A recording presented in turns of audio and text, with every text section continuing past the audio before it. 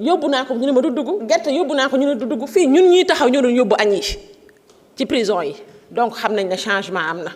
ñu sant yàlla alhamdulilah rabbil alamin ndax ñun de dañu waxoon ni que ci 15e législature bi ci majorité bi ci ngeen di gisee ñoo xamante ne dañuy voter des lois avec foi tricherie indiwuñu fi politique politicienne indiwuñu fi lépp lu ñuy def dañ koy teg ci aqulaayu taala ndax dafa am koo xam ne mooy suñu royukaay ci politique bii ñuy def te ci yoon woowu la ñu nekk ba léegi.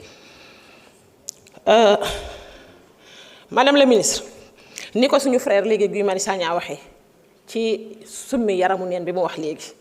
ñu dañ ko dund depuis 2021 ci les 17 linguères yi nga xamante ne sama jumelle honorable Mame Mariama Dari ci la bokkoon bi ñu leen yóbboo garde à vue ñi nga xam dañ ci doon muuru foofu lañu leen dindigoo seeni muuraay loolu doon psychologiquement lu leen travailler loo xamante ne bi ñu génnee def na ci ñoom leneen donc yu mel noonu dafi dakk yooyu noonu dafi war a jeex. beneen bi may ñëwaat aussi mooy que ne prisonniers yi pourtant war nañu mën a amal njëriñ ndax nag dañoo war a nekk ñoo xam dañuy participer doo nekk ay acteurs de développement waaye pas tëj leen rek mu nekk ay charges yoo xam ne investissement bu métti nekk ci état bi di yóbbu lekk di joxe naan te fekk mën nañu amal njëriñ boo xamante ni mbay maa ngi fi comme ni ko sama sœur Fama Bachir waxee ci coopérative yi waaye xale yi nga xamante ne soit élèves wala étudiants ñu jàpp leen pourtant war nañu mën a continuer seen formation ci biir prison bi ba nga xamante ne bu seen examen jotee ñu encadré leen dem ñu def examen bi dellu si waat loolu yépp ci humanisme la nekk ñu ngi koy bàyyiwaat ci seen i loxo bu baax a baax a baax. Madame la ministre donc ñun nag dañuy gën a santaat yàlla ci observatoire national bii nag nga xam ne am na liggéey de ndax xam nañ lu tax ñu ne am nañ liggéey parce que ñi ñu ko seqal dañoo doon ñoo xamante ne ay militants yu jóge prison dugg palais ak ay militants yu jóge prison ñëw fii ci assemblée nationale bi di légiférer donc kon xam nañ ni que liggéey moom dina am bu ci kàttanu yàlla ak mbaaxam duma bàyyi te waxuma nag ci kaw Mancabou parce que dafa nekkoon cas boo xamante ne dama doon ñaan yàlla fan laay taxawee wax ci sama baat ci kaw waaye dañu fee waxoon ay vidéo wu 13 minutes madame la ministre vidéo wu 13 minutes bi xanaa ñi ko xooloon loolu di am waruñu leen a toppee non assistance à personne en danger loolu fu mu tolloo parce que dafa doon loo xamante ne daf ma teniroon à cœur yàlla dogal tey ma taxaw ci waxukaay bi dinaa ko yóoxu ba sama baat yem justice pour Mancabou. merci beaucoup jërëjëf. Honorable Abdou Mbow, vous avez la parole. Safiatou Sow se prépare.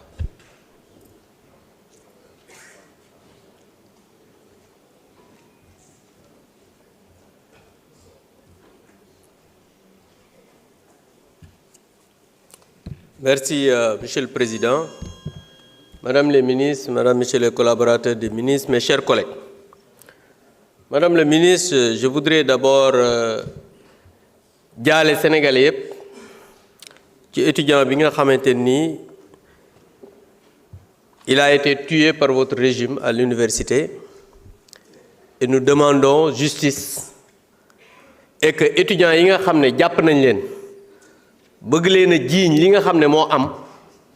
ngeen situer toutes les responsabilités te bàyyi étudiants yi ñu ñibbi seen kër étudiants yi du ñu ay woyu du ñu ay bandits du ñu ay brigands. Madame la ministre de la Justice, le sujet que vous nous apportez aujourd'hui n'est pas nouveau. Le Sénégal dispose déjà de la loi numéro 2009-13 du 2 mars 2009 créant une institution indépendante chargée de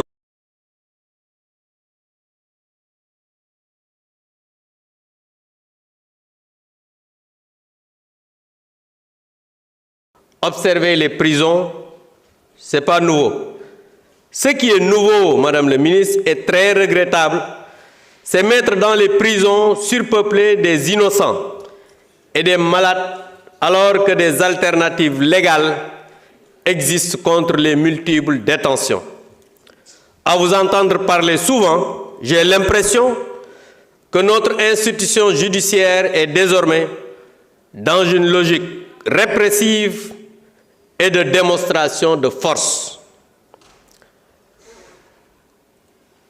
Madame le ministre, aujourd'hui, je l'ai dit en commission, un de nos collègues est mis en prison pour des raisons familiales. Et dans le même dossier, pour les mêmes faits, vous avez laissé quelqu'un rentrer chez lui et faire appel pour le maintenir en prison. Et la chambre d'accusation a rejeté l'appel. Donc aujourd'hui, Farba Ngom a été libéré par la justice, mais vous le maintenez en prison, votre parquet. C'est inacceptable. Où est la justice dans ce dossier? C'est une honte pour la justice sénégalaise. Madame le ministre, aujourd'hui, ce pays qui s'appelle le Sénégal au XXIe siècle, je pense que ce qu'il faut maintenant, c'est un changement systémique du changement systémique que vous avez promis. Parce que votre régime est en train de tuer, ce que vous avez toujours dénoncé. Vous mettez en prison des innocents, ce que vous avez toujours dénoncé.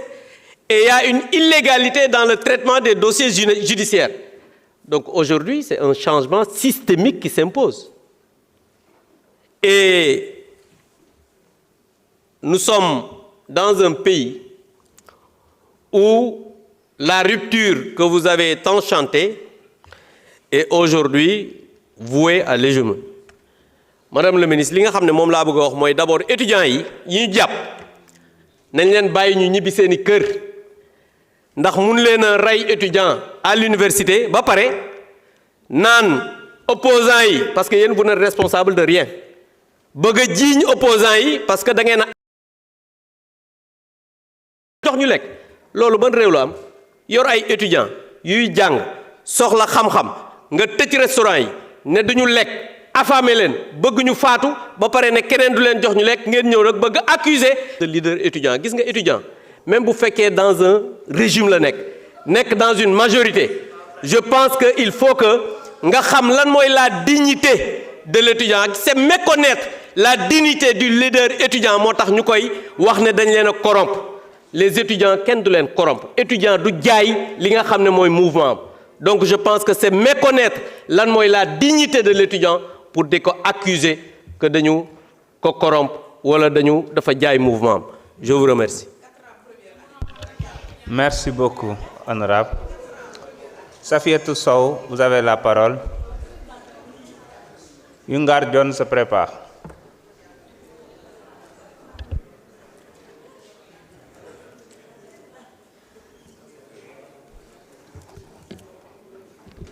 Merci, Président. Aouzbillahi minash shaitanir rajim, bismillahir rahmanir rahim. Salam alaikum tout le monde, chers collègues, Madame le ministre, ñu ngi lay nuyu bu baax a baax ak say collaborateurs. Tey nag dañuy wax ci examen de projet de loi portant sur justice la ñuy wax. Man nag damay wax tuuti. Avant de commencer di présenter condoléances notre étudiant bi nga xam ne moo fi gaañu di Abdoulaye Ba di ci ñëw di mastawu tamit les étudiants yi nga xam ne tey ñoo nekk ci université yi plus particulièrement les étudiants de ma région de Kolda ak mon département de Vélingara ñi nga xam ne tey ñu ngi woo de partout pour au moins des soutiens parce que dañoo jógee fu sori ñëw lii ñëw am fi donc di neen on est de tout cœur avec eux tous les étudiants di leen masaw bu baax a baax donc li ma ciy wax mooy ci prison yi man je vais parler de mon département Vélingara boo xoolee prison bu Vélingara mu ngi ci réfection mais man li may ñaan tuuti mooy bu ñu mënee yokkaat les prisons